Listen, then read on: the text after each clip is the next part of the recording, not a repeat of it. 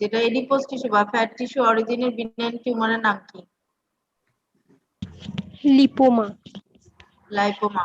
Lipoma না, এটা lipoma, এটা উচ্চারণটা হবে। আচ্ছা ঠিক আছে, এগুলো ভুলে হবে না তো। এগুলো এখন তোমাদের যখন টিউমার আসবে দেখবা প্রতিটা চ্যাপ্টারে এগুলার নাম লাগবে তোমাদের, এগুলো একদিনও বলতে পারবে না, প্রতিটা চ্যাপ্টারে আছে এই টিউমার গুলোর নাম এবং কোন টিস্যু অরিজিন তোমাদের এগুলো মুখস্থ থাকতে হবে। দেখো, benign tumour myxoma, lipoma, fatty tissue origin বা এডিপোজ টিস্যু অরিজিন, ট্র্যাপটোমায়োমা যেটা স্কেলিটাল মাসল থেকে আসে, এবং ফাইব্রোমা ফাইব্রাস টিস্যু অরিজিন।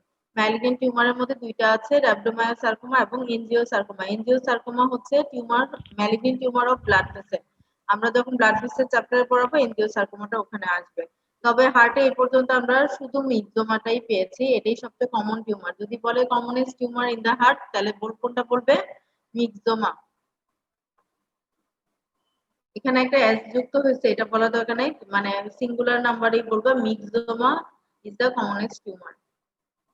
এ পর্যন্ত বোঝা গেছে? তার মানে এই চারটা পুরোটাই আসলে খুবই ইম্পর্টেন্ট। এখানে প্রতিটা জিনিসই আলাদা আলাদা করে রিটেন আসে, হয় স্পেসিফিক। এখন যেহেতু শর্ট আনসার কোশ্চেন, স্পেসিফিক করে আসবে। কনজেনিটাল হার্ট ডিজিজ আসতে পারে, ইসকেমিক হার্ট ডিজিজ আসতে পারে, ভালভুলার হার্ট ডিজিজ আসতে পারে এবং টিউমারস অফ দা হার্ট আসতে পারে। এগুলোই বেশি আসে।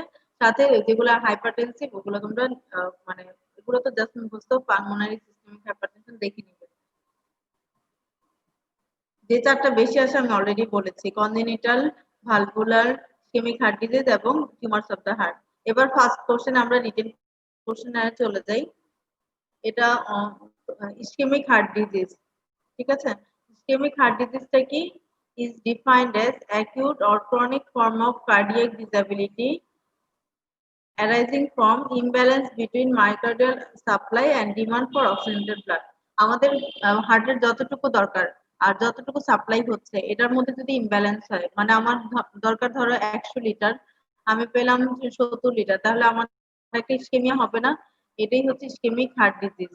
তাহলে এটা এটা কিন্তু রিটেন কোশ্চেন, সো এটা মুখস্থ করে ফেলতে হবে। Defined as acute or chronic form of cardiac disability arising from imbalance between myocardial supply demand for oxygenated blood. এবার এটিওপ্যাথোজেনেসিস, ঠিক আছে? এটিওলজিটা আমি বলছি।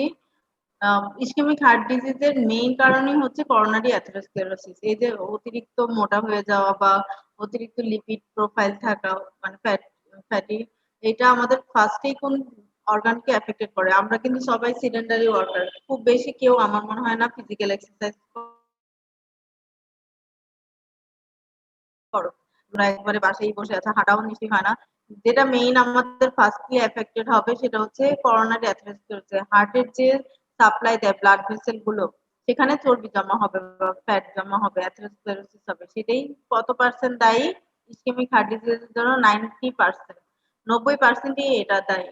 এরপরে অন্যান্য ছোটখাটো কিছু কজ আছে যেটা ইসকেমিক হার্ট ডিজিজের জন্য দায়ী। Superadded changes in coronary atherosclerosis. 3 number হচ্ছে নন অ্যাথেরোস্ক্লেরোটিক কজ। এর মধ্যে আছে ভেসোস্পাজম, যদি কোন আর্টারি হঠাৎ করে স্পাজম হয়, স্টেনোসিস হয়, এটা অলরেডি বলেছি যে স্টেনোসিস মানে কি, আর্টারাইটিস, ইনফ্লামেশন হলে, এম্বোলিজম হলে, থ্রোম্বোটিক ডিজিজ, ট্রমা, অ্যানিউরিজম এবং কম্প্রেশন। তাহলে এগুলো হচ্ছে নন অ্যাথেরোস্ক্লেরোটিক কজ। তবে 90% কজই হচ্ছে coronary atherosclerosis. Roll 31 Mirza Tahmina, roll 31। তুমি বলো যে ইসকেমিক হার্ট ডিজিজ কাকে বলে, দেখে দেখে বলো। তাসরিফ কি এখন ঢুকলা? তোমাকে একটু আগে খুঁজছি, তুমি ছিল না। ম্যাম একটু আগে ঢুকছি আমি মাত্র না। তুমি তো অনেকটুকু ক্লাস মিস করে ফেলছো, ইম্পর্টেন্ট টপিকস গুলো মিস করে ফেললে। আচ্ছা ঠিক আছে, মির্জা তাহমিনা তুমি বলো ischaemic heart disease, define ischaemic heart disease. Ischemic heart disease is defined as an acute or chronic form of the cardiac disability arising from the imbalance between the myocardial supply and demand for the oxygenated blood. হ্যাঁ আচ্ছা, এখানে হচ্ছে main কারণ কি বলতো? Ischemic heart ডিজিজের সবচেয়ে common cause কি? And coronary atherosclerosis. অরনারি atherosclerosis. আচ্ছা, তাসরিফের জন্য আমি একটা চার্ট একটু আরেকবার দেখাচ্ছি। তাসরিফ একটা চার্ট দেখিয়েছি আমরা, সেটার মধ্যে 4টা ডিজিজ তোমার করতে হবে, মুখস্থ করতে হবে। আমি তো অলরেডি এগুলো বুঝাইছি, তুমি তো রেটে আসছো। একটা হচ্ছে কনজেনিটাল হার্ট ডিজিজ, এটা রিটেন, ভাইবা এবং এমসিকিউ আমরা 3টাতেই দেই। এর মধ্যে টেট্রালজি অফ ফ্যালটের কম্পোনেন্ট গুলা জানতে হবে। 2 নাম্বার হচ্ছে ইসকেমিক হার্ট ডিজিজ, কি কি আছে আমরা অলরেডি এটা পড়াচ্ছি। ভালভুলার হার্ট ডিজিজ, 2টা ভালভের সমস্যা, মাইট্রাল এবং অ্যাওর্টিক ভালভ এবং ইনফেক্টিভ এন্ডোকার্ডাইটিস এবং টিউমারস অফ দা হার্ট। এই 4টা জিনিস সবচেয়ে ইম্পর্টেন্ট দিয়ে পড়বে। এখন আমরা যেটা পড়াচ্ছি সেটা হচ্ছে ইসকেমিক হার্ট ডিজিজে আসছে এবং এটার কজ বলা হয়ে গেছে। এটার যে 4টা কম্পোনেন্ট অলরেডি আমরা ওই চার্টে পড়েছি, অ্যাসিম্পটোমেটিক স্টেট বলার দরকার নেই, আমরা এই 4টা বলবো। Component of ischaemic heart disease কি কি আছে? Angina pectoris, myocardial infarction, chronic ischaemic heart disease এবং সাডেন কার্ডিয়াক ডেথ। এই 4টা কম্পোনেন্ট হচ্ছে ইসকেমিক হার্ট ডিজিজ। এরপর আমরা চলে যাচ্ছি অ্যাঞ্জিনা পেক্টোরিস। ঠিক আছে, angina pectoris টা কি? It is characterized by paroxysmal pain in the substernal or precordial region। মানে কি, দেখো না আগের দিনের সিনেমাতে কি দেখাইতো, যে বুকের বাম পাশে হাত দিয়ে বসে পড়তো, মানে হার্ট অ্যাটাক করেছে দেখাতো। হ্যাঁ, ওই সাবস্টার্নাল বা প্রিকর্ডিয়াল এরিয়াটা, যেটা আমরা কার্ডিয়াক এরিয়া বলি, এই এরিয়াতে যদি paroxysmal মানে কি মাঝে মাঝে হালকা চিনচিনে ব্যথা হবে। অ্যাঞ্জিনা পেক্টোরিস কিন্তু হার্ট অ্যাটাক পুরোপুরি না, মানে তার আগের স্টেজ, মানে একটু ইসকেমিয়া হয়েছে কোনো কারণে বা অনেক বেশি স্ট্রেস হয়েছে, হার্টে একটু ব্যথা করতে পারে চিনচিনে, মানে তার অ্যাথেরোস্ক্লেরোসিস আছে, যতটুকু ব্লাড যাওয়ার কথা তা যাচ্ছে না, মাঝে মাঝে তার বুক ব্যথা হবে এবং কজ বাই ট্রানজিয়েন্ট ইসকেমিয়া, এবং এটার ডিউরেশনটা অল্প সময়ের জন্য থাকবে, 15 সেকেন্ডস টু 15 মিনিট। বোঝা গেছে অ্যাঞ্জিনা পেক্টোরিসটা? এটা কিন্তু এমআই এর মতোই বুকে ব্যথা থাকবে, তবে এটা অনেক সময় এটা রেস্ট নিলে চলে যায়, অথবা এটা খুব অল্প সময়ের জন্য হয়, 15 সেকেন্ড টু 15 মিনিট। হয়তো তার ইসকেমিয়া আছে অল্প, বা কোনো তার অ্যাথেরোস্ক্লেরোসিস আছে করোনারি, কিন্তু অত বেশি সিভিয়ার না যে পুরোটা ব্লক করে ফেলছে। সে সিঁড়ি বেয়ে উঠলো, তাহলে তার ওখানে ইসকেমিয়া হবে। ইসকেমিয়া হলে সে হঠাৎ করে বলবে যে আমার বুকে 3 দিন ব্যথা হচ্ছে, বা এবং এটা রেস্ট নিলে আবার চলে যাবে, তাহলে এটা হচ্ছে এনজিনা পেক্টোরিস। ঠিক আছে, এটা কিন্তু সিভিয়ার কন্ডিশন না। সিভিয়ার কন্ডিশন কোনটা? এমআই হচ্ছে ইমার্জেন্সি কন্ডিশন। এটা তোমাদের এগুলো বুঝতে হবে। তোমাদের ফ্যামিলি মেম্বারদেরও তো তোমাদের ডাক্তার হিসেবে ট্রিট করতে হবে, এবং তোমাদের বুঝতে হবে যে এটা এনজিনা পেক্টোরিস, এটা এমআই কোনটা। বাকি দুইটা আসলে আমরা খুব বেশি পাই না, এই জন্য এই দুইটা তোমাদের মেইনলি দরকার। আচ্ছা, পেইনটা কোথায় রেডিয়েট করে? লেফট আর্ম, নেক, জ এবং মাঝে মাঝে রাইট আর্ম, তবে বেশিরভাগই হচ্ছে বাম হাতে মানে রেডিয়েট করবে। লেফট আর্ম, নেক এবং জ এইসব জায়গায় রেডিয়েট করে, এবং এটা কাদের কমন? মেলদেরই কিন্তু কমন। হার্টের ডিজিজ গুলা কিন্তু সবগুলাই মেলদের কমন, আমি আগেই জেনারেলি বলে নিচ্ছি। হার্ট ডিজিজ গুলা এমআই, এনজিনা সবই মেল কমন, মেল প্রিডমিনেন্ট। এটার 3টা টাইপস আছে, দেখো, স্টেবল বা typical angina, Prince metals variant angina এবং আনস্টেবল বা ক্রিসেন্ডো এনজিনা। এটা 3টা টাইপ, স্টেবল, প্রিন্স মেটাল এবং আনস্টেবল। আমি শুধু এই 3টা টাইপ তোমাদের এই পর্যন্ত পড়লে হবে, জাস্ট একটু বোঝার জন্য আমি হালকা একটু বর্ণনা দিচ্ছি। স্টেবল এনজিনা যেটা, সেটা হচ্ছে ইমব্যালেন্স। এটাতে কি হবে? Most common form of angina, এটা আর ভিতরে পড়ার দরকার নেই। যেটা হচ্ছে বুক ব্যথা হবে, এটা রেস্ট নিলে রিলিফ হয়ে যাবে। ঠিক আছে, বুক ব্যথাটা রেস্ট নিলে রিলিফ হয়ে যাবে। প্রিন্স মেটাল বা ভেরিয়েন্ট এনজিনা, এই এনজিনার স্পেশাল টাইপ হচ্ছে এটা, তুমি বসে আছো, রেস্টের মধ্যেও বুক ব্যথা হতে পারে, এটা নো রিলেশনশিপ উইথ ফিজিক্যাল। এটা ওই যে আমি সিঁড়ি বেয়ে উঠলাম অথবা অনেক পরিশ্রম করলাম, এটার সাথে কোনো রিলেশন নাই। এই প্রিন্স মেটাল ভেরিয়েন্ট এনজিনাটা রেস্টেও হতে পারে। আরেকটা টাইপ আছে কি আনস্টেবল বা ক্রিসেন্ডো এনজিনা। এটা হচ্ছে এমআই এর মতো ফ্রিকোয়েন্ট অনসেট, মানে মাঝে মাঝে বুক ব্যথা হবে এবং এটা ডিউরেশনটা পড়বে, এবং এটাও রেস্টেও হতে পারে। তাহলে শুধুমাত্র রেস্টে হবে না কোনটা, যেটা টিপিক্যাল এনজিনা, বাকি দুটো কিন্তু রেস্টেও হতে পারে। ঠিক আছে, এখানে তোমাদের এত ডিটেইলস পড়া দরকার নেই, তোমরা কোন পর্যন্ত পড়বে? তোমরা পড়বে এনজিনা পেক্টোরিসটা কি, আর এটার 3টা টাইপ, টিপিক্যাল, প্রিন্স মেটাল এবং আনস্টেবল এনজিনা। শেষ। ম্যাম, রেস্টে হলে ওটা মায়োকার্ডিয়াল ইনফার্কশনের দিকে যায় না? না না, মাইক্রোডেল ইনফেকশন হচ্ছে তোমার আরো ক্লিনিক্যাল ফিচার সাথে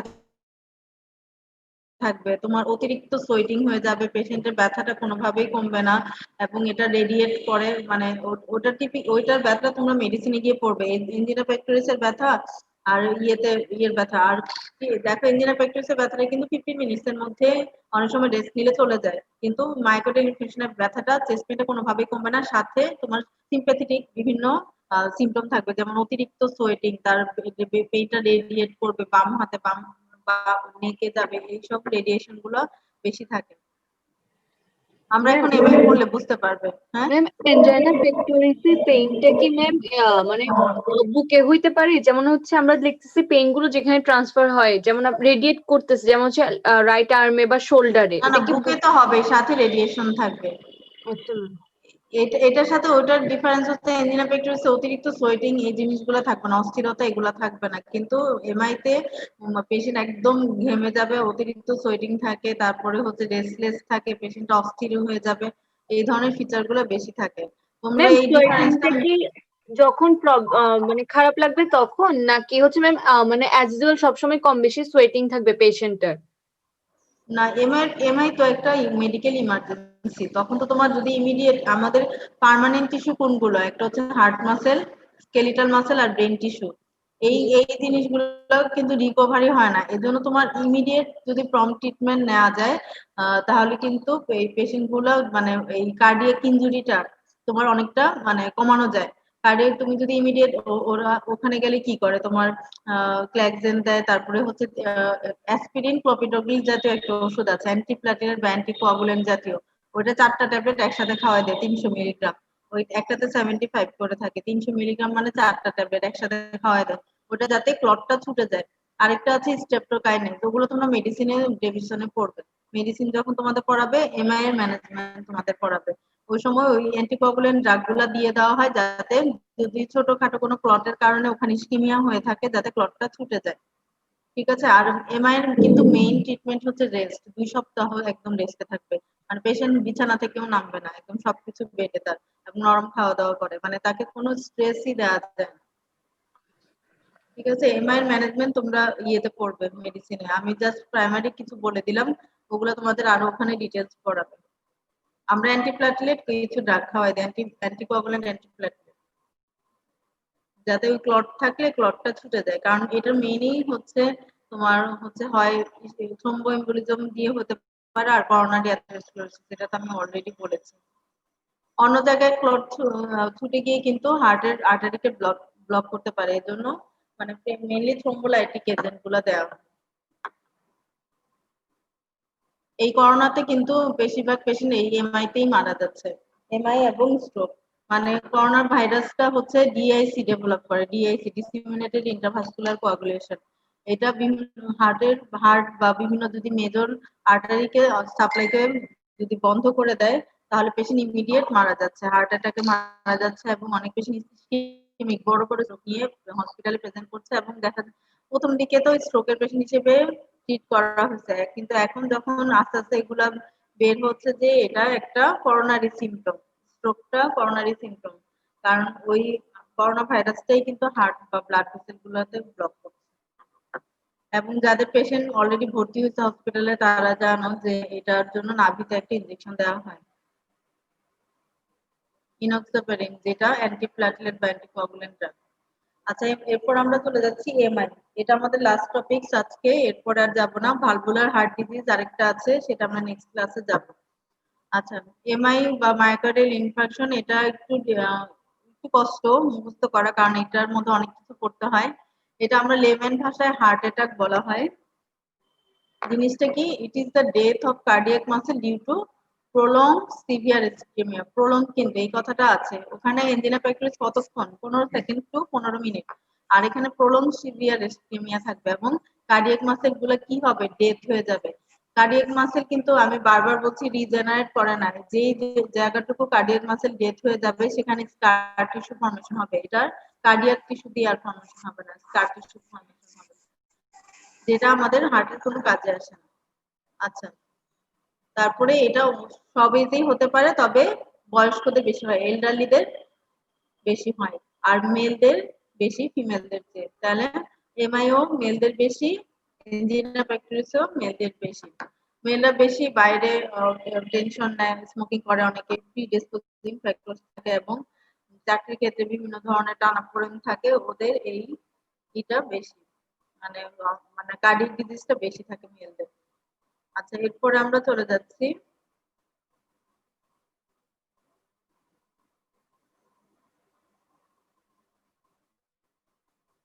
আচ্ছা, এটা যদি ফার্স্টে পড়ে তোমাদের বোরিং হয়ে যাবে, আমি একটু ল্যাব ডায়াগনোসিসটা আগে পড়ায় ফেলতেছি। আচ্ছা, আমার এমআই হয়েছে, আমি ল্যাব ডায়াগনোসিস কি করব? তোমরা জানো ইমার্জেন্সিতে যখন পেশেন্ট আসে, বা বুক ব্যথার পেশেন্ট আসে, আমরা কিন্তু ইমার্জেন্সিতে ফার্স্টলি কি করে ফেলি, একটা ইসিজি করায় ফেলি ইমিডিয়েট। হ্যাঁ, ইসিজি করাইলে কিন্তু একটা প্রাইমারিলি ধারণা পাওয়া যায় যে এটা এমআই, কারণ তোমার ব্লাড টেস্ট গুলো কিন্তু সময় লাগে, মিনিমাম 1-2 ঘন্টা সময় লাগে। যদি আমরা ইসিজিতে ইমিডিয়েট দেখি যে পেশেন্টের এসটি এলিভেশন, এখানে একটা ছবি আমি ফার্স্টে দেখো লেখা আছে এসটি এলিভেশন, এই সেগমেন্টটা এরকম এলিভেটেড হয়ে গেছে এবং টিটা যতটুকু থাকার কথা তার নিচে নেমে গেছে, টি ইনভার্সন, এসটি এলিভেশন এবং টি ইনভার্সন। এবং জিরো স্যারের বইতে দেখবো নরমাল সিটির ছবিটাও আছে, চার্নের ছবিটাও আছে। আমি এখানেও একটা রেখেছিলাম, আমি জিরো স্যারের নাম্বার বলছি, পেজ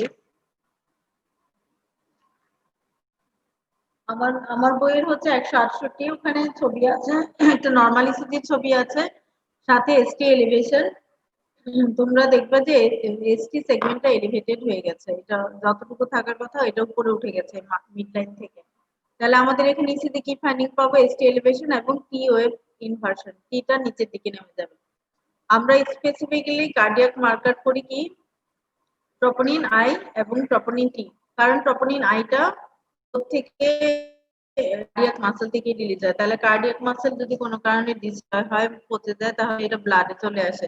তাহলে আমরা ট্রপোনিন আই এবং টি, তবে মোর স্পেসিফিক এটা কিন্তু ভাইবা টেবিলে জিজ্ঞেস করে which one is the more specific for cardiac marker, troponin I. বারবার বলছি ট্রপোনিন আই, এটা আমি ডেট করে দিচ্ছি, এটা তোমরা মনে রাখো প্লিজ, এটা দাগায় রাখবা, এটা কিন্তু আলাদা করে ভাইবাতে জিজ্ঞেস করে। ট্রপোনিন আই কি দুইটাই করলাম, তবে কোনটা মোর স্পেসিফিক? Troponin I. আচ্ছা, ব্লাডে আমরা নিউট্রোফিলিক গ্লুকোসাইটোসিস বেড়ে যাবে, সব বাড়বে। আর কিছু এনজাইম এস্টিমেশন করি, ট্রপোনিন আই ছাড়া আদার্স কিছু এনজাইম আমরা এস্টিমেশন করি এবং ইকোকার্ডিওগ্রাম করি। তবে সবার ফার্স্টে আমরা কি করি? ইসিজি করি। এরপর আসো আমরা যে এনজাইম এস্টিমেশন করছি সেটার একটা চার্ট। এটা তোমাদের যদিও বা পরবর্তীতে আমরা এতগুলো এনজাইম করি না, আলটিমেটলি আমরা ট্রপোনিন আইটাই করি। তারপরে তোমাদের যেহেতু এখন তোমরা আন্ডার গ্রাজুয়েট লেভেলে, তোমাদের এই চার্টটা মুখস্থ করতে হবে। এখানে 3টা প্যারামিটার আছে। একটা হচ্ছে ব্লাডে কখন আসে ফার্স্ট অ্যাবনর্মালিটি ডিটেক্টেড, যখন এটা সবচেয়ে হাইয়েস্ট ভ্যালু হয়, এবং এটা কখন নরমালে চলে আসে। ঠিক আছে, এই প্রথম দুইটা টেবিল কিন্তু ডেজে, এটা খেয়াল রাখবে, এখানে ডেজ কথাটা লেখা আছে 20 ডেজ। তাহলে এটা আমরা কি কি এনজাইম দেখি? সিকেএমবি মানে ক্রিয়েটিনিন কাইনেজ, এমবি। ক্রিয়েটিনিন কাইনেজের কিন্তু 3টা স্ট্রেন আছে, এমএম, এমবি এবং বিবি। এটা তোমরা ইয়েতে বায়োকেমিস্ট্রিতে পড়ার কথা এনজাইম গুলোতে। আচ্ছা, তারপর ল্যাকটেট ডিহাইড্রোজেনেজ করি, অ্যাসপার্টেট অ্যামাইনো ট্রান্সফারেজ করি যেটা হার্টের জন্য স্পেশাল, এবং মায়োগ্লোবিন, ট্রপোনিন আই এবং টি। তাহলে এই 3টা চার্ট। এর মধ্যে আলাদা করে ভাইবাতে 2টা জিনিস জিজ্ঞেস করে, একটা হচ্ছে most specific for cardiac marker troponin I, আরেকটা জিনিস জিজ্ঞেস করে যে পেশেন্টটা অল্প অল্প ব্যথা নিয়ে বা ব্যথা সহ্য করে, তার এখন গরিব মানুষ, তার টাকা নেই, সে ডাক্তারের কাছে যেতে পারছে না, তারপর সে না পারতে 10 দিন পরে গেল। এখন আমি 10 দিন পরে যদি তার ট্রপোনিন আই করি, তাহলে কি পজিটিভ আসবে? রোল 14,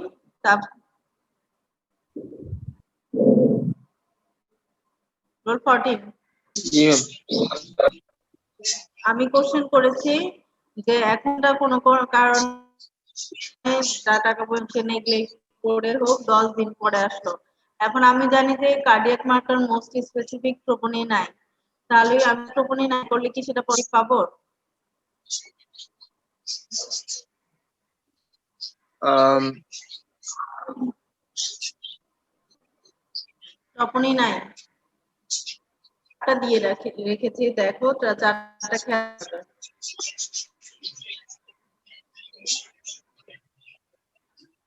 বুঝতে পারছো না? দেখো এটা নরমালে চলে আসবে, মানে ট্রপনিন আইটা কিন্তু 3 থেকে 8 ঘন্টার মধ্যে ব্লাডে আসবে, ব্লাডে পাওয়া যাবে আর কি। 24 বা 48 ঘন্টা এটা একদম পিকে যাবে, মানে একদম সঠিক লেভেলে যাবে। আবার 3 থেকে 5 দিনের মধ্যে নরমালে চলে আসবে। এখন পেশেন্টটা আসলো 10তম দিন, তাহলে তো আমি এটা পজিটিভ পাবো না, তাহলে এটা ফলস ইমপ্রেশন হতে পারে। তখন যদি পেশেন্টের একটা ক্লিনিক্যাল ফিচার দেয় যে সে 10 দিন আগে বুক ব্যথা শুরু হয়েছে, আজকে 10 দিন হয়ে গেছে, তাহলে আমরা সাথে কোনটা অবশ্যই দিতে হবে, এলডিএইচ, ল্যাকটেট ডিহাইড্রেশন, যেটা 14 দিন পর্যন্ত পজিটিভ থাকে। পটাশটা অবশ্যই করতে দিব, ল্যাকটেট ডিহাইড্রেশন। ঠিক আছে, এই জিনিসটা ভাইভাতে আলাদা করে ধরে। তোমাকে পুরো টেবিলটা জিজ্ঞেস করে, এটা আমরা এক্সামিনাররা আসলে মনে রাখতে পারি না, এটা আমাদেরও সম্ভব না, এবং কোনো এক্সামিনারই না। এগুলো তুমি যদি বলো ওরা আন্দাজেই ধরে নেবে যে হয়েছে মনে হয়। একমাত্র স্পেসিফিক্যালি এই জিনিসটা জিজ্ঞেস করে, একটা পেশেন্ট 10 দিন পরে আসলো, তাহলে কি তার ট্রপনিন আই পজিটিভ থাকবে কিনা? না, এখন থাকে না, তখন এলডিএইচ পজিটিভ থাকবে। এলডিএইচ 2 সপ্তাহ পর্যন্ত পজিটিভ থাকতে পারে। আমার কথাটা বোঝা গেছে? ভাইবা টেবিলে কিন্তু এভাবেই কোশ্চেন করবে। আমি তোমাদের রিটেনের জন্য বলে দিই, ভাইবার জন্য বলে দিই, কারণ ভাইবা টেবিলে এই চার্ট আমারও মুখস্থ থাকে না। তুমি যদি, আমিও তোমাকে ধরি, আমি আন্দাজেই বলবো আচ্ছা ঠিক আছে, এটা কোনো এক্সামিনারই মুখস্থ রাখে না। তো এই স্পেসিফিক্যালি এই দুইটা জিনিস ধরে, একটা হচ্ছে মোস্ট স্পেসিফিক হচ্ছে ট্রপনিন আই, আর হচ্ছে 10 দিন পরে আসলে আমি কোনটা করতে দিব, অবশ্যই এলডিএইচ। প্লিজ দয়া করে এই দুইটা জিনিস লিখে রাখবে আলাদা করে চার্টের নিচে। ম্যাম এটা একটু আরেকবার বুঝাই দিবেন কোয়েশ্চেনটা, মানে একটু আরেকবার কোয়েশ্চেনটা কি আর এভাবে মানে বলবে যে পেশেন্টের 10 দিন আগে ধরো হার্ট অ্যাটাক হয়েছে বা সে কোনো কারণে সহ্য করেছিল, সে 10 দিন পরে ডাক্তারের কাছে আসলো, এখন আমি তাকে ট্রপনিন আই করতে দিলে সেটা কি পজিটিভ পাবো কিনা? তখন পজিটিভ পাবো না, কারণ দেখো মধ্যে নরমাল লেভেলে চলে আসবে, তখন এটা বেশি হার্ট অ্যাটাক হয়েছে কিন্তু কিন্তু ট্রপনিন আই পজিটিভ পাবো না, তখন কোনটা পজিটিভ পাবো? এলডিএইচ। এলডিএইচ। তাহলে 10 দিন পরে আসলে আমি পেশেন্টকে এলডিএইচ করতে দেবো, শেষ, এই কথাটাই। জি আচ্ছা। 10 দিন পরে সিস্টেম হওয়ার 10 দিন পরে যদি পেশেন্ট আসে, তার এলডিএইচ একমাত্র পজিটিভ থাকে, সবই নরমালে চলে আসবে। এএসটিও নরমাল 6 দিনের দিন নরমালে, সিকেএমবি তো আরো কম দিনে নরমালে চলে আসবে, 3 দিনের মাথায় নরমালে চলে আসবে, 10 দিন মাত্র এলডিএইচটাই রেস্ট থাকবে। বুঝতে পারবে? এখন তোমার যদি এটা মাথায় থাকে, তাহলে একটু হিন্টস দিলেই ধরতে পারবে যে কোশ্চেন কি ধরতে চাচ্ছে বা কি বলতে চাচ্ছে, আলাদা করে বলে। আচ্ছা, এরপরে তাহলে আরেকটা জিনিস আছে, এবার এমআই এর কমপ্লিকেশন। আমার এমআই হলো, তার কমপ্লিকেশন কি হতে পারে? অ্যারিথমিয়া। অ্যারিথমিয়া খুব খারাপ জিনিস। হার্টের যে নরমাল একটা রিদম থাকে, সিস্টোল ডায়াস্টোল সিস্টোল, এই রিদমটা যদি কোনো কারণে চেঞ্জ হয়ে যায় বা কোনো কারণে স্টপ হয়ে যায়, তাহলে কিন্তু পেশেন্ট মারা যাবে ইমিডিয়েট। অ্যারিথমিয়া খুব খারাপ জিনিস। Congestive heart failure, cardiogenic shock, ব্যথার কারণে পেশেন্ট শকে চলে যায়, এই জন্য কিন্তু মানে হার্ট অ্যাটাকের পেশেন্টদের কিন্তু প্যাথেডিন দিয়ে রাখা হয়। ঠিক আছে, মরফিন, প্যাথেডিন, এসব ব্যথার ওষুধ দিয়ে রাখা হয়, কারণ চেস্ট পেনে পেশেন্ট কার্ডিওজেনিক শকে চলে যায়। মুরাল থ্রম্বাস বা থ্রম্বোএম্বোলিজম হতে পারে, রাপচার হতে পারে, কার্ডিয়াক অ্যানিউরিজম এবং পেরিকার্ডাইটিস, এগুলো তোমরা মুখস্থ করবে এমআই এর কমপ্লিকেশন। এবার আসি আমরা লাস্ট একটা টপিকসে, যেটা খুবই কষ্ট মুখস্থ করা আমি জানি, কিন্তু তোমাদের এখন আন্ডার গ্রাজুয়েট লেভেল, আমরাও আন্ডার গ্রাজুয়েট লেভেলে মুখস্থ করছি, তোমাদেরও করতে হবে। ঠিক আছে, সেটা হচ্ছে মরফোলজিক্যাল চেঞ্জেস ইন মায়োকার্ডিয়াল ইনফারকশন। এটাও রিটেন কোশ্চেনে আসে, কিছুই করার নেই, এটা মুখস্থ করতে হবে।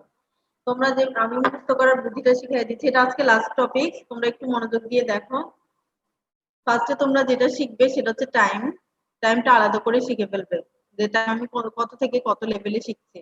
গ্রসটা আলাদা করে ডেজ অনুযায়ী শিখবে, এবং লাইট মাইক্রোস্কোপ, এখানে ইলেকট্রন মাইক্রোস্কোপ যদিও বা আমি দিয়েছি, এটা দরকার নাই, আমরা শিখবো হচ্ছে লাইট মাইক্রোস্কোপ পর্যন্ত। আমাদের দেশে ইলেকট্রন মাইক্রোস্কোপ হয়ও না, এটা আমরা দেখিও না কখনো। আচ্ছা, এটা তাহলে টাইমটা, গ্রস এবং লাইট মাইক্রোস্কোপটা একবার একটা কোশ্চেন আসছিল এমসিকিউ তে প্রফে, যে পেশেন্ট এমআই হওয়ার আধা ঘন্টার মধ্যে আসলো, তাহলে তার কি কি চেঞ্জ পাবো? এখানে অনেকগুলো চেঞ্জের মিক্স একটা দিয়ে দিছে। আর তারপরে লাস্ট পয়েন্টটা ছিল নান অফ দ্য অ্যাবভ, মানে কোনোটাই হয় না। তাহলে তোমরা কোনটা দিবে? নান অফ দ্য অ্যাবভ, কারণ পেশেন্টের আধা ঘন্টার মধ্যে কিন্তু গ্রসেও কোনো হার্টের ফিচার হয় না, লাইট মাইক্রোস্কোপেও হার্টে কোনো ফিচার হয় না, বুঝা গেছে আমি কি বল 0 to হাফ আওয়ার মানে এমআই এর আধা ঘন্টার মধ্যে গ্রসলি কোনো চেঞ্জ আসে না, লাইট মাইক্রোস্কোপেও কোনো চেঞ্জ আসে না, বুঝা গেছে কথাটা? যদি কোশ্চেন আসে যে এমসিকিউতে যে পেশেন্ট আধা ঘন্টার মধ্যে আসলো, তার গ্রসে কি চেঞ্জ হয়, মাইক্রোস্কোপিকলি কি চেঞ্জ হয়, তাহলে কয়েকটা চেঞ্জ ওখানে স্টেম দিয়ে দিল, তাহলে সবগুলাই কিন্তু ফলস হবে। ঠিক আছে, শুধু মানে ট্রু হবে কোনটা, নান অফ দ্য অ্যাবভ, মানে কোনো চেঞ্জই হয় না। কথা বোঝা গেছে? এটা এমসিকিউ আসছে কিন্তু তোমাদের প্রফে। কিরে কোনো কথা তোমরা না বললে আমি কিভাবে বুঝবো বুঝতে পারছো কিনা? দেখি জি রোল জি 30 ম্যাম। মাইসে বলো। তোমরা কোনো অ্যান্সারও করো না, আমি বুঝি না তোমরা ক্লাসে থাকো কিনা নাকি অন করে দিয়ে চলে যাও। আচ্ছা ঠিক আছে, এরপরে এটা হচ্ছে রিভার্সিবল। ইরিভার্সিবল মানে যে হলে আর মানে রিকভার সম্ভব না, কারণ হার্ট মাসেল যদি একবার নষ্ট হয় সেটা কিন্তু আর রিকভারি হয় না। আমি বারবার বলছি এটা permanent tissue, heart muscle, skeletal muscle এবং নার্ভাস টিস্যু। তারপর তোমরা টাইম গুলো মুখস্থ করবে, half to 4 hours, 4 to 12, 12 to 24 hours, 1 to 3 days, 3 to 7 days, আর এখানে 4টা 7 to 10, 10 to 14 days, 2 to 8 weeks, more than 2 months। এখানে মুখস্থ রাখার এটা বুদ্ধিটা আমি তোমাদেরকে শিখিয়ে দিচ্ছি। সেটা হচ্ছে গ্রসটা তো ছোট, লাইট মাইক্রোস্কোপটা বেশি আছে, আমরা মাইক্রোস্কোপিকটাই অ্যাকচুয়ালি জানতে চাই, গ্রসটা আমরা দেই না, অনেক সময় শুধু লিখি যে মাইক্রোস্কোপিক চেঞ্জেস ইন এ তাহলে তোমার আওয়ারটা দিতে হবে, এবং মাইক্রোস্কোপিক 4 ঘন্টার মধ্যে variable waviness of fibre at the border, just কিছু ওয়েভিনেস পাওয়া যায়। 4 থেকে 12 ঘন্টা, আমি টাইমগুলো আর বলবো না, আমি ডান পাশেরটাতেই চলে যাচ্ছি। আর্লি কোয়াগুলেশন নেক্রোসিস, তোমরা এখানে কোরিলেট করতে হবে তোমাদের। আমি কোয়াগুলেশন নেক্রোসিস যখন তোমাদের বলেছি তখনই কিন্তু বলেছিলাম যে all the solid tissue except brain. Coagulation necrosis হয় সব ধরনের সলিড টিস্যু এক্সেপ্ট ব্রেন। তাহলে এখানে হার্টে আমাদের কি ছিল, কোয়াগুলেশন নেক্রোসিস ছিল না? মনে আছে? হার্টে কি নেক্রোসিস ছিল? Coagulation necrosis, coagulative. সাথে ইডিমা এবং হেমোরেজ হয়। দেখো এই পরপর 3টা জায়গায় কিন্তু কোয়াগুলেশন নেক্রোসিসটা কমন। আমি তোমাদের জাস্ট এটা দেখাই দিচ্ছি। কোয়াগুলেশন, এখানেও কোয়াগুলেশন নেক্রোসিস লিখবে, এখানেও কোয়াগুলেশন নেক্রোসিস লিখবে, এখানেও লিখবে, 3টা জায়গায় কমন। প্রথমটাতে সাথে ইডিমা এবং হেমোরেজ থাকবে, দ্বিতীয়টাতে শুধু এই মাঝখানে লেখার দরকার নেই, না পারলে অসুবিধা নেই, কোয়াগুলেশন নেক্রোসিস লিখবে। আর আমি রেড কালি দিয়ে যেটা লিখেছি আর্লি নিউট্রোফিলিক ইনফিলট্রেশন। তোমরা জানো যে কোনো জায়গায় ইনফেকশন হলে বা কোনো চেঞ্জ হলে ফার্স্টেই আমাদের ফার্স্ট লাইন ডিফেন্স কি? নিউট্রোফিল। অ্যাকিউট ইনফ্লামেশন শুরু হবে, ঠিক আছে না? যেখানেই কোনো ইনজুরি হবে বা কোনো সমস্যা তৈরি হবে ফার্স্টে কিন্তু নিউট্রোফিল গিয়ে ব্যাকআপ দিতে চাইবে। নিউট্রোফিল হচ্ছে আমাদের ডিফেন্সিভ একটা সেল যেটা ফার্স্ট হচ্ছে রেসপন্স করে। তাহলে প্রথমেই আসবে কোনটা? Early neutrophilic infiltration. এরপর কোয়াগুলেশন নেক্রোসিসটা কমন, তারপর ডিস নিউট্রোফিলিক ইনফিলট্রেশন। তাহলে 3টা কিন্তু তোমাদের রো মুখস্থ করা হয়ে গেল। 3টাতেই কোয়াগুলেশন নেক্রোসিস লিখবে, প্রথমটাতে ইডিমা হেমোরেজ থাকে, দ্বিতীয়টাতে আর্লি নিউট্রোফিলিক ইনফিলট্রেশন, 3 নাম্বারটাতে বিস নিউট্রোফিলিক ইনফিলট্রেশন। বোঝা গেছে? 3টা মুখস্থ হয়েছে? দেখি একজন বলো, দেখি, না বললে তোমরা দেখি উল্টা পাল্টা করো। দেখি এবার কাকে জিজ্ঞেস করি, দেখি পুরাতন ব্যাচের একজন বলো দেখি। Roll 26 13 batch, roll 26 13 batch, roll 26 video on করো। তুমি কি বই খাতা দিয়ে চলে গেছো নাকি ছবি একটা দিয়ে? রোল 26 কি আছো? 13 ব্যাচ। তোমাদের এরপরে ক্লাস নাই আমি জানি, আমি কন্টিনিউ করতে থাকবো যে পর্যন্ত তোমরা না করবে। আমাদের ক্লাস আছে তো ম্যাম, আমাদের সেকেন্ড ফার্স্ট ফেজে হ্যাঁ? ক্লাস দিছে, এখন ফার্স্ট ফেজে ক্লাস দিছে। 12টা থেকে? হ্যাঁ হ্যাঁ ম্যাম, তাহলে তো আমাদের আমার এখন বেশি 9টা টাইম নেই। 9টা থেকে 1টা পর্যন্ত ক্লাস এখন। আচ্ছা 9টা থেকে 1টা পর্যন্ত ক্লাস, ঠিক আছে। দেখি রোল 25 ফাইজা বলো তো। ও তো তাহলে এখানে দিয়ে রাখছে, ও তো কোনো রেসপন্সই করলো না, তার মানে ও অ্যাবসেন্ট, আমি ওকে অ্যাবসেন্ট দিব আজকে। ফাইজার রোল 25। Yes ma'am. বলো ম্যাম আসসালামু আলাইকুম। আমি 3টা কলাম বলেছি, তুমি চটপট বলে যাও আমি কি বলেছি। তিনটা কলামেই একটা জিনিস কমন, তিনটা রোতে একটা জিনিস কমন, কোনটা? ম্যাম কিসের? এতক্ষণে বলতেছি কিসের? এখানে আমি মরফোলজিক্যাল চেঞ্জ, কে বলতে পারবে? একজন সাহস করে বলো তো। সাহস নাই কারো? একজন বলো কি বলছি। Coagulation necrosis. তিনটাতেই কমন হচ্ছে কোয়াগুলেশন নেক্রোসিস। নেক্রোসিস। আমি তোমাদের এর চেয়ে সহজ বুদ্ধি আর নাই মুখস্থ করা, কারণ এটা তোমাদের রিটেনে আসবে।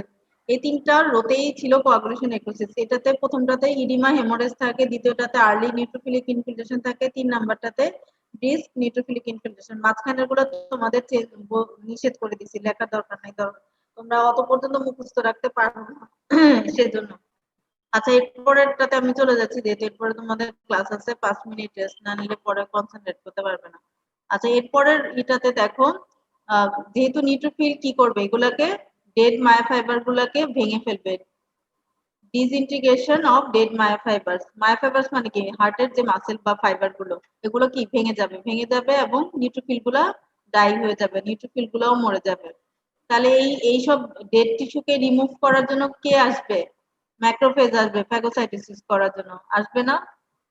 আমাদের যে কোনো জিনিস, ডেড টিস্যু, ডেড জিনিস কিন্তু রিমুভ হয় বাই ম্যাক্রোফেজ, ওটাই ফ্যাগোসাইটোসিস করে। তাহলে এটা যখনই হচ্ছে ডেড মায়োফাইবার বা নিউট্রোফিল ডাই হবে, ডাই নিউট্রোফিল, তখন আর্লি ফ্যাগোসাইটোসিস হবে বাই ম্যাক্রোফেজ। এরপরেরটা হচ্ছে ওয়েল ডেভেলপড ফ্যাগোসাইটোসিস। তোমরা জানো যে অ্যাকুট ইনফ্লামেশনের একটা কন্টিনিউশন হচ্ছে ক্রনিক ইনফ্লামেশন, এবং সেটার সাথে ক্রনিক ইনফ্লামেশন হলে কিন্তু হিলিংও তৈরি হয়। ক্রনিক ইনফ্লামেশনের মধ্যে ডেফিনেশনেই তোমরা বলেছো যে ওখানে ইনফ্লামেশন এবং হিলিংটা পাশাপাশি চলতে থাকে। তাহলে এখানে ফ্যাগোসাইটোসিস হতে থাকবে একদিকে, আরেকদিকে কি হবে? তোমার granulation tissue formation. Granulation tissue মানেই কিন্তু হিলিং। যখন ফ্যাগোসাইটোসিস চলতে থাকবে অফ ডেড সেল, একই সাথে গ্র্যানুলেশন টিস্যু শুরু হবে। এরপরের ফেজে গ্র্যানুলেশন টিস্যুটা এস্টাবলিশ হবে এবং নিউ ব্লাড ভেসেল এবং কোলাজেন ডিপোজিশন হবে। এগুলো কিন্তু হিলিং এর প্রসেস। গ্র্যানুলেশন টিস্যুতেই কিন্তু নিউ ব্লাড ভেসেল তৈরি হয় এবং সাথে কোলাজেন ডিপোজিশন হবে। এরপর কোলাজেন আরো বাড়বে, increase collagen deposition and dense collagenous scar. Ultimately 2 মাসের পরে গিয়ে একটা ডেন্স কোলাজেনাস স্কার তৈরি হবে। তাহলে এটা একটু, তোমরা যদি অ্যাকিউট আর ক্রনিক ইনফ্লামেশন মনে থেকে থাকে, তাহলে এটা মুখস্থ করা খুব বেশি ডিফিকাল্ট হবে না। এই তিনটা ফেজ পর্যন্ত হয় তারপরে হয় ফ্যাগোসাইটোসিস, তারপরে ওয়েল ডেভেলপ ফ্যাগোসাইটোসিস সাথে গ্র্যানুলেশন টিস্যু ফর্মেশন শুরু হয় মার্জিনে। এরপর ওয়েল ডেভেলপ গ্র্যানুলেশন টিস্যুর সাথে ব্লাড ভেসেল এবং কোলাজেন ডিপোজিশন। এরপর আরো কোলাজেন ডিপোজিশন হতে থাকে, শেষমেশ কি হয়? ডেন্স কোলাজেনাস স্কার। এই চারটা যদি আজকে মুখস্থ করো, মুখস্থ করতে লাগবে 10 মিনিট। যদি পরে মুখস্থ করো কতক্ষণ লাগবে? 2 ঘন্টা সেটা মুখস্থ করতে পারবে না। প্লিজ ম্যাম, দয়া করে এটা আজকে যদি রাতে। আমরা যদি কোনো ড্রাগ যদি প্রেসক্রাইব না করি, তখন এই ধরনের চেঞ্জ গুলো আসবে। হ্যাঁ, অবশ্যই চেঞ্জ আসবে না তোমাদের ওখানে। আমি কি বলছি, হার্ট মাসেল হচ্ছে পার্মানেন্ট টিস্যু। ওটা যদি একবার নষ্ট হয়ে যায়, ওটা কিন্তু হার্ট মাসেল দিয়ে আর রিকভারি হবে না। রিকভারি হবে কি দিয়ে? স্কার টিস্যু দিয়ে। স্কার টিস্যু কিন্তু আমাদের কোনো কাজে আসে না, জাস্ট ওটা হিলিং হয় জায়গাটা, বাট স্কার টিস্যুটাতে হার্ট মাসেলের যে কাজটা সেটা কিন্তু আর ফিল আপ হয় না। ম্যাম, তাহলে আমরা ড্রাগ দিলে সেই ক্ষেত্রে কি চেঞ্জটা আসবে? সেক্ষেত্রে যদি আমরা ইমিডিয়েট বা প্রম্পট ট্রিটমেন্ট নিতে পারি বা ক্লটটাকে ছুটিয়ে দিতে পারি, তাহলে তার ব্লাড সার্কুলেশনটা রিএস্টাবলিশ হবে। যে জায়গায় তার নেক্রোসিসটা শুরু হয়েছিল সেটা রিভার্স হতে পারে, রিভার্সিবল হবে, তবে সেটা আধা ঘন্টার মধ্যেই হয়। বেশিরভাগ ক্ষেত্রে আসলে রিভার্স করা সম্ভব হয় না, কারণ এটা বুঝতে বুঝতে, আর আমাদের দেশের মানুষ তো আমরা একটু ড্যাম কেয়ার টাইপের, বা আর একটু পরে যাবো ডাক্তারের কাছে, আর একটু দেখি না, মনে হয় গ্যাস্ট্রিকের সমস্যা, সবাই তো গ্যাস্ট্রিক স্পেশালিস্ট। কোনো ব্যথা হইলে, বুকের ব্যথা হইলেও গ্যাস্ট্রিকের সমস্যার সাথে গুলাই ফেলে। তো বেশিরভাগ ক্ষেত্রে মানে এটা আমাদের জানতে হবে যে আইডিয়ালটা কোনটা। যদি আমরা আধা ঘন্টার মধ্যে ইমিডিয়েট ট্রিটমেন্ট শুরু করতে পারি, সেক্ষেত্রে তোমার এটা রিকভারিটা সম্ভব। যেমন আমি আমার ক্ষেত্রে বলতে পারি, আমার ফাদারের একবার নার্ভাস ছিল, তো ফোন এরকম বলেছে, তো আমি তাকে ইমিডিয়েট কিন্তু বলছি 4টা ট্যাবলেট, যেটা অ্যাসপিরিন, ক্লোপিডগ্রিল, অ্যানক্লোভ প্লাস 4টা ট্যাবলেট একসাথে খেয়ে ফেলতে। এটাই ছিল প্রম্পট ট্রিটমেন্ট। এরপর সে কার্ডিওলজিস্টের সিরিয়াল পেতে, নাম্বার পেতে কিন্তু সময় লাগে, বা হসপিটালে যেতে সময় লাগে। ওইটা খেলে তোমার কোনো যেহেতু ক্ষতি হয় না, সেহেতু ওইটা তাড়াতাড়ি 4টা ট্যাবলেট এট এ টাইম খাওয়াই দিতে হবে। ঠিক আছে। আরেকটা হচ্ছে চেস্ট পেইনের জন্য একটা স্প্রে কাজ করে, জিটিএন স্প্রে। যেটা জিহ্বার নিচে 2 পাক দিলে কিন্তু ব্যথা কমে যায়, ইমিডিয়েট ব্যথা কমায় ফেলে। এর ডিটেইলস তোমাদের এখন এটা লাগবে না, এগুলো তোমাদের পড়তে হবে হচ্ছে তোমরা যখন মেডিসিন পড়বে। অবশ্য এখন যদি তোমাদের মেডিসিনের ওয়ার্ড শুরু হয়ে আস্তে আস্তে দেখবে, কার্ডিওলজি যখন দেখবে তখন দেখতে পারবে। বুঝেছো? এই জন্য আমাদের একটা স্যার বলতো কি যে 35-40 বছরের পর থেকেই মানে পারলে সপ্তাহে একটা করে ওই অ্যান্টিকোয়াগুলেন্ট ট্যাবলেটটা খেতে। মানে তোমার যদি মানে হার্টে হোক বা কোনো জায়গায় কোনো ব্লাড ক্লট দিয়ে ব্লক থাকে, ব্লকটা কিন্তু ছুটে যাবে। মানে এরকম সপ্তাহে একটা করে ওষুধ খেতে বলতো আর কি, যে প্লাসটা যেহেতু খেলে ক্ষতি নেই, তুমি ভরা পেটে একটা করে খাওয়া যেতে পারে, তার যদি কোনো ব্লিডিং ম্যানিফেস্টেশন না থাকে। ঠিক আছে, তাহলে আজকের ক্লাস শেষ। আমি ইনসান কি করেছো? আজকে কয়জন প্রেজেন্ট আছে? 31 জন। জি ম্যাম। ইনসান স্ক্রিনশট নিয়েছো? স্ক্রিনশট নিয়েছো? জি ম্যাম, নিচ্ছি যে। আচ্ছা নিয়ে নাও, তাহলে আমি ম্যাম পাঠিয়ে 35 দিই জন আমাদের পর্যন্ত যদি পরে প্রেজেন্ট ক্লাস। ছিল, অনেকে ডিসকানেক্ট হয়ে গেছে। 35 জন, আমার এখানে 31 জন এখন। অনেকে মাঝখানে সবাই ডিসকানেক্ট হয়ে গেছে। তোমরা কি মোবাইল নেট ইউজ করো নাকি ওয়াইফাই? ম্যাম অনেকে মোবাইল, অনেকে ওয়াইফাই। আমার মনে হয় মোবাইল নেটটাই বেশি ভালো থাকে, ওয়াইফাইটা কারেন্ট চলে যায়, অনেক সময় ছুটে যায়। মোবাইল নেটটা আমার মনে হয় কম ডিস্টার্ব করে। জি ম্যাম। মোবাইলে ক্লাস করতে করতে বেশি তোমাদের চোখেরও প্রবলেম হবে, এটাও একটা কথা। অনেক বাচ্চাদেরই এখন কমপ্লেন হওয়া শুরু হয়েছে চোখের প্রবলেম। ঠিক আছে, তুমি স্ক্রিনশট নিয়েছেন স্যার? জি ম্যাম, নিছি। অ্যারিথমিয়া ঠিক আছে তাহলে অ্যারিথমিয়া আর হাইপোকাইনেটিক ব্যাপারটা কি সেম ম্যাম? হাইপোকাইনেটিক ব্যাপার আর অ্যারিথমিয়া সেম না।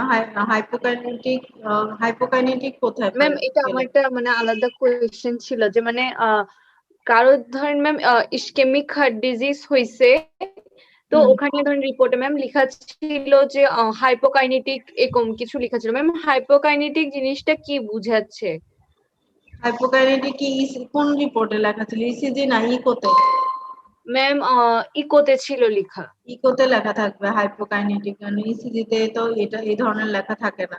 হাইপোকাইনেটিক আমি তোমাকে স্পেসিফিক্যালি জেনে জানাতে হবে, কারণ আমিও অ্যাকচুয়ালি এখন ক্লিনিক্যাল থেকে অনেক দূরে আছি, আমার এটা দেখতে হবে। ইকোটা অ্যাকচুয়ালি কিন্তু কার্ডিওলজিস্টরাই করে, ওরাই আসলে কমেন্ট দেয়। আমরা তো খুব সিম্পল যেগুলো আমাদের জানতে হয়েছে সেটাই আমরা পড়েছি, যেহেতু আমরা এটাতে স্পেশালিস্ট না। যেমন হচ্ছে ইএফটা, ইফেক্টিভ সার্কুলেশন, যেটা সেটা জানতে হতো, এবং মানে হার্ট ভালভ গুলো ঠিক আছে কিনা, ভালভ দেখার জন্য মেইন কিন্তু ইকোকার্ডিওগ্রাফি। যেমন মাইট্রাল স্টেনোসিস, রিগার্জিটেশন যেগুলো আমরা বলছি, এগুলো কিন্তু ইকোতে ভালো দেখা যায়, যে ব্লাডটা ব্যাক ফ্লো হচ্ছে কিনা উল্টা দিকে, এগুলো ইকোতেই দেখা যায় আসলে ব্লাড ফ্লোটা। তাহলে এটা আমি হাইপোকাইনেটিকটা তোমাকে আমি নেক্সট ক্লাসে জানাবো। জি ম্যাম। নিজে আগে দেখে নিই। জি ম্যাম। আচ্ছা আমি তাহলে অফ করে দিচ্ছি।